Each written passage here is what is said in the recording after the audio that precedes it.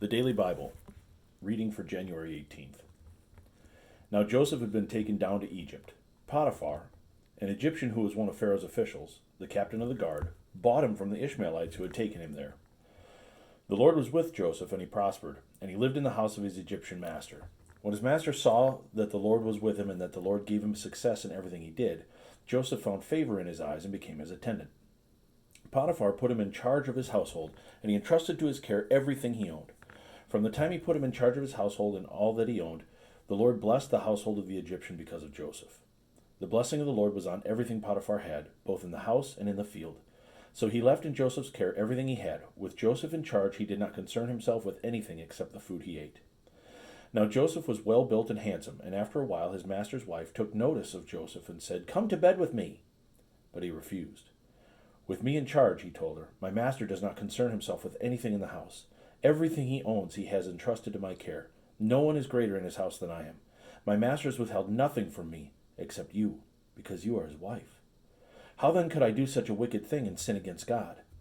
And though she spoke to Joseph day after day, he refused to go to bed with her or even be with her.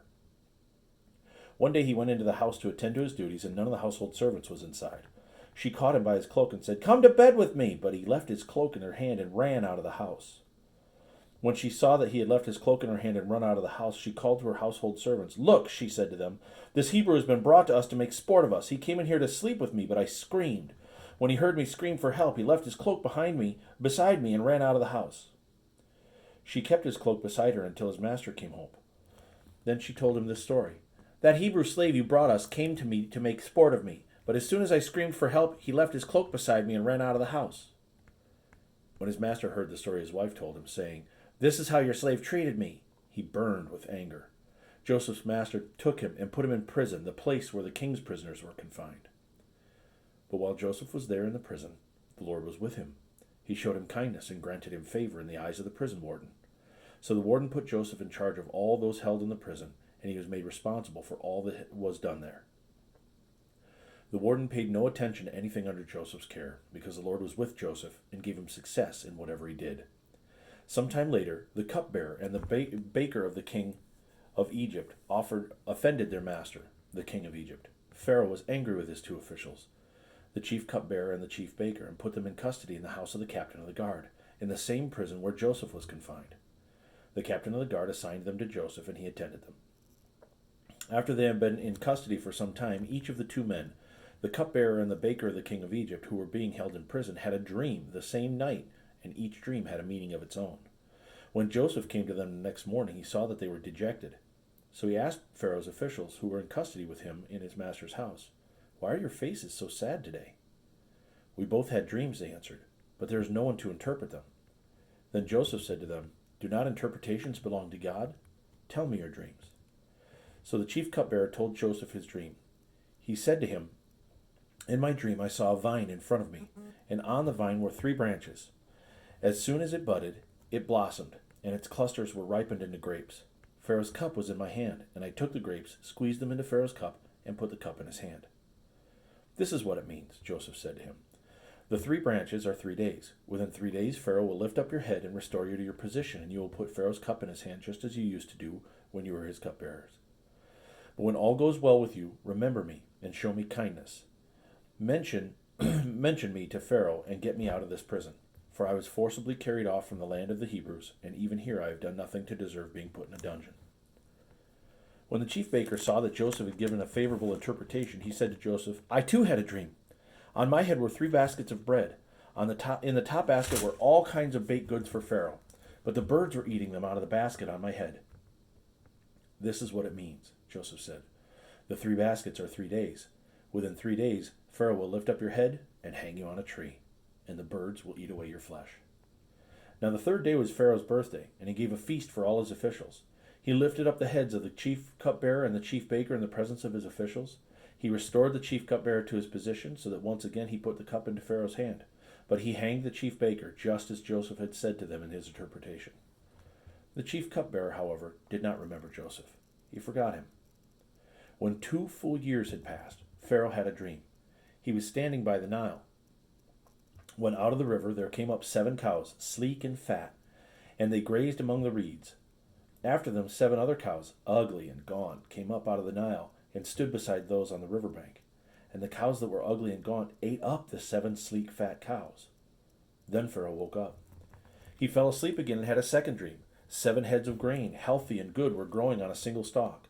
After them 7 other heads of grain sprouted, thin and scorched by the east wind. The thin heads of grain swallowed up the 7 healthy full heads. Then Pharaoh woke up. It had been a dream. In the morning his mind was troubled, so he sent for all his magicians and wise men of Egypt. Pharaoh told them his dreams, but no one could interpret them for him. Then the chief cupbearer said to Pharaoh, "Today I am reminded of my shortcomings. Pharaoh was once angry with his servants, and he imprisoned me and the chief baker in the house of the captain of the guard. Each of us had a dream the same night, and each dream had a meaning of its own. Now a young Hebrew was there with us, a servant of the captain of the guard. We told him our dreams, and he interpreted them for us, giving each man the interpretation of his dream. And the things turned out exactly as he interpreted them to us. I was restored to my position, and the other man was hanged." So Pharaoh sent for Joseph, and he was quickly brought from the dungeon. When he had shaved and changed his clothes, he came before Pharaoh. Pharaoh said to Joseph, "I had a dream, and no one can interpret it. But I have heard it said of you that when you hear a dream, you can interpret it." "I cannot do it," Joseph replied to Pharaoh, "but God will give Pharaoh the answer he desires." Then Pharaoh said to Joseph, "In my dream I was standing on the bank of the Nile, when out of the river there came up 7 cows, sleek and fat, and they grazed among the reeds. After them 7 other cows came up, scrawny and very ugly and lean. I had never seen such ugly cows in all the land of Egypt. The lean, ugly cows ate up the 7 fat cows that came up first. But even after they ate them, no one could tell that they had done so. They looked just as ugly as before. Then I woke up. In my dreams I also saw 7 heads of grain, full and good, growing on a single stalk. After them 7 other heads sprouted, withered and thin and scorched by the east wind. The thin heads of grain swallowed up the 7 good heads. I told this to the magicians, but none could explain it to me." Then Joseph said to Pharaoh, "The dreams of Pharaoh are one and the same. God has revealed to Pharaoh what he is about to do. The 7 good cows are 7 years, and the 7 good heads of grain are 7 years. It is one and the same dream. The 7 lean, ugly cows that come up afterward are 7 years, and so are the 7 worthless heads of grain scorched by the east wind. They are 7 years of famine. It is just as I said to Pharaoh. God has shown Pharaoh what he is about to do. 7 years of great abundance are coming throughout the land of Egypt, but 7 years of famine will follow them. Then all the abundance in Egypt will be forgotten, and the famine will ravage the land. The abundance in the land will not be remembered, because the famine that follows it will be so severe. The reason the dream was given to Pharaoh in 2 forms is that the matter has been firmly decided by God, and God will do it soon. And now let Pharaoh look for a discerning and wise man and put him in charge of the land of Egypt. Let Pharaoh appoint commissioners over the land to take 1/5 of the harvest of Egypt during the 7 years of abundance. They should collect all the food of these good years that are coming and store up the grain under the authority of Pharaoh, to be kept in the cities for food. This food should be held and reserved for the country, to be used during the 7 years of famine that will come upon Egypt, so that the country may not be ruined by the famine." The plan seemed good to Pharaoh and to all his officials, so Pharaoh asked them, "Can we find anyone like this man, one in whom is the Spirit of God?" Then Pharaoh said to Joseph, "Since God has made all this known to you, there is no one so discerning and wise as you. You shall be in charge of my palace, and all my people are to submit to your orders. Only with respect to the throne will I be greater than you." So Pharaoh said to Joseph, "I hereby put you in charge of the whole land of Egypt." Then Pharaoh took his signet ring from his finger and put it on Joseph's finger. He dressed him in robes of fine linen and put a gold chain around his neck. He had him ride in a chariot as his second in command, and men shouted before him, "Make way!" Thus he put him in charge of the whole land of Egypt. Then Pharaoh said to Joseph, "I am Pharaoh, but without your word no one will lift a hand or foot in all of Egypt." Pharaoh gave Joseph the name Zaphenath-Paneah, and gave him Asenath, daughter of Potiphera, priest of On, to be his wife. And Joseph went throughout the land of Egypt. Joseph was 30 years old when he entered the service of Pharaoh, king of Egypt. And Joseph went out from Pharaoh's presence and traveled throughout Egypt. During the 7 years of abundance, the land produced plentifully. Joseph collected all the food produced in those 7 years of abundance in Egypt and stored it in the cities. In each city he put the food grown in the fields surrounding it. Joseph stored up huge quantities of grain, like the sand of the sea. It was so much that he stopped keeping records because it was beyond measure. Before the years of famine came, 2 sons were born to Joseph by Asenath, daughter of Potiphera, priest of On. Joseph named his firstborn Manasseh and said, It is because God made me forget all my trouble and all my father's household.